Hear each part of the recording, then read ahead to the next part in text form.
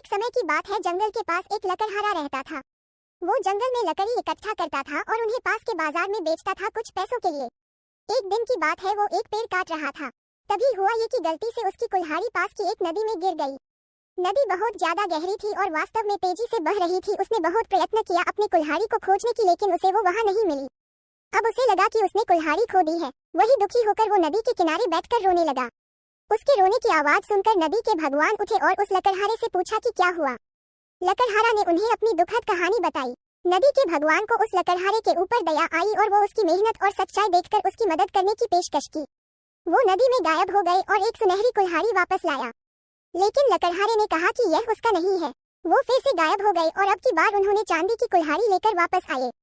लेकिन इस बार भी लकड़हारे ने कहा कि ये कुल्हाड़ी उसका भी नहीं है। अब नदी के भगवान पानी में फिर से गायब हो गए और अब की बार वो एक लोहे की कुल्हाड़ी के साथ वापस